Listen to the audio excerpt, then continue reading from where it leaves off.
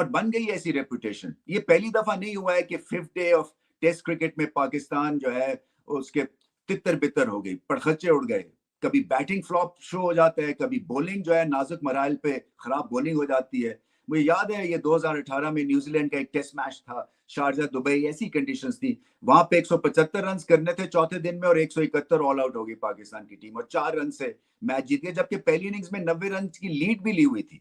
सो अजीब और गरीब ये स्टोरी बन जाती है जैसे ही प्रेशर पड़ता है इस टीम पे। तो एक तो मुझे लगता है कि सीरियस प्रॉब्लम है, एक तरह से जो आपका एक बिलीफ सिस्टम है ना, वो कहीं ना कहीं ऑफ हो जाता है जैसे ही प्रेशर पड़ता है। बॉलर्स के ऊपर खासतौर पे जब प्रेशर पड़ता है तो खराब स्पेल करने शुरू कर देते हैं। बैट्समैन तो ऐसे ही है, टॉप ऑर्डर जो है वो टेक्निकल, उसमें इतनी कुवत ही नहीं है कि हल्की फुल्की भी साइडवेज की मौसीकी हो तो वहां पे ये फ्लॉप शो हो जाता है। सो जब आपके टॉप 3 स्ट्रगल कर रहे हैं तो मिडिल ऑर्डर जो है वो कच्चा पक्का है और आके फिर रिजवान ने स्कोर करना है, तो टेल एंडर्स आपके बहुत ज्यादा हैं और फिर उनको बैटिंग भी नहीं आती है। तो हाल यही होता है कि आप बांग्लादेश से भी हार जाते हैं।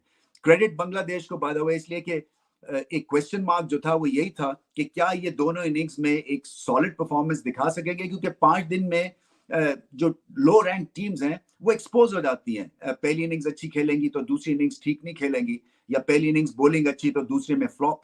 मगर बांग्लादेश ने दिखाया कि नहीं, उनके एक तो टेम्परमेंटली स्ट्रांग दिखे और फिर उसके बाद पाकिस्तान को पहली दफा पाकिस्तान में हरा गए। सो बहुत बड़ी परफॉर्मेंस और उनको बहुत मुबारक हो। मगर पाकिस्तान ने बहुत कंट्रीब्यूट किया है इस विन पे बांग्लादेश के लिए, इसलिए कि सिलेक्शन खराब, स्पिनर के बगैर आप चले गए।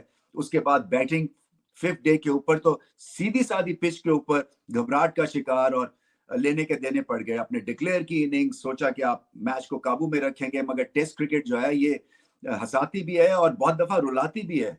सो कहाँ पे गलती है? देखिए, पहले तो सिलेक्शन में गलती है, इसलिए कि आप स्पिनर के बगैर चले गए। दूसरे, फास्ट बॉलिंग की जो रेपुटेशन के ऊपर आप इनको खिलाए जाते हैं वो एक तरह से खत्म हो गई है वो रेपुटेशन। और ये एशिया कप से एक तरह से डिबैकल शुरू हुआ है, एक कॉन्फिडेंस क्राइसिस जो इस बॉलिंग लाइनअप में, खास तौर पे फास्ट बॉलिंग लाइनअप में आया है, वो वहां से शुरू हुआ है जो भारत के अगेंस्ट मैच था। सीमिंग कंडीशंस में धुलाई हुई हमारे फास्ट बॉलर्स की, और फिर सारी दुनिया ने ये ताड़ लिया कि इन पे अगर हमला किया जाए या थोड़ा सा जिगर दिखाया जाए तो ये जो बॉलिंग अटैक है ये उस पाए का नहीं है जितनी किसकी रेपुटेशन है, क्योंकि स्पीड सबकी कम हो गई है।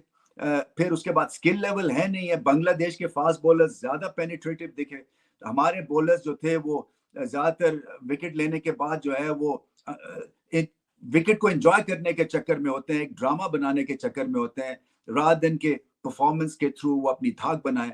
स्पीड सबकी कम है। ऐसी पिच के ऊपर अगर आपके pass out and out fast bowler नहीं है और एक ही तरह के 125-30 के फास्ट बॉलर्स हैं, तो बांग्लादेश जैसी बैटिंग लाइनअप भी खड़ी हो जाएगी आपके खिलाफ और फिर तोड़ फोड़ है। देखें, ये कुछ 2 साल पहले ये कोशिश की गई कि प्लेयर पावर, एक तरह से किसी ने ये टर्म इजाद कर दी कि प्लेयर्स जो हैं बड़े पावरफुल हो गए और इस पावर को हमने तोड़ना है। और तोड़ना क्या है कि हमने कोई यंगस्टर्स जो हैं वो खिला देने हैं ताकि इनको रियलाइज हो कि ये ही नहीं है पाकिस्तान के लिए जो कि खेल रहे हैं, बाकी हमारे पास और भी बहुत ज्यादा पूल में प्लेयर्स हैं। वो आप एक यंग टीम को शादाब के नीचे आपने शारजा में अफगानिस्तान के खिलाफ खेलने को भेज दिया, वो सीरीज हार के आगे फिर से आपको दोबारा बैकफुट पे जाके और उन्हीं प्लेयर्स का सहारा लेने पड़ा। सो ये वहां से खराबी शुरू हुई है और फिर वही बात है कि कॉन्फिडेंस की क्राइसिस है। देखिए, कप्तान जो है वो शान मसूद है और एक तरह से लूजिंग स्प्री पे वो लग गए हुए हैं। मैं समझता था चले ऑस्ट्रेलिया में तो मुश्किल कंडीशंस होती हैं, वहां पे जीतना पाकिस्तान टीम के लिए ऐसे ही है जैसे चांद पे जाना हो गया है। मगर पाकिस्तान में आके इन कंडीशंस में आप बांग्लादेश से टेस्ट मैच हार जाएं और फिर कंडीशंस ठीक रीड ना करें, मुझे अफसोस इस चीज का है। ना आपने बैटिंग में कुछ पहली इनिंग्स में जो आपने कॉन्फिडेंस लिया वो दूसरी इनिंग्स में आप उसको डाल सके।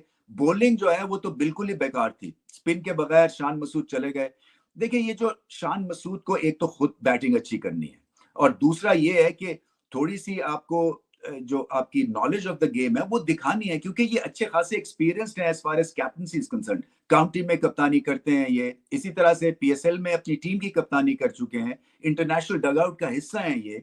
सो मैं नहीं समझ सका कि किस बेस के ऊपर इन्होंने अगस्त के महीने में ये समझा कि ये पिंडी की पिच पे घास छोड़ दो तो 2-2 गज गेंद स्विंग करेगा और उसके बाद हम मैच जीत जाएंगे, क्योंकि बांग्लादेश तो वॉक ओवर है। तो पहले तो ये अपना एक डायरेक्शन उन्होंने ठीक लेनी है। बहुत बड़ी ये फॉल्ट लाइन थी सिलेक्शन के पॉइंट ऑफ व्यू से। अपनी बैटिंग उनकी बैठी हुई है। चले कुछ ही देर में, थोड़ी देर में आपसे कुछ फिर मुलाकात होती है। अपना बहुत ज़्यादा ख्याल रखें, भाई को इसी तरह सपोर्ट करें, चैनल को लाइक शेयर सब्सक्राइब कर दें। अल्लाह हाफिज़।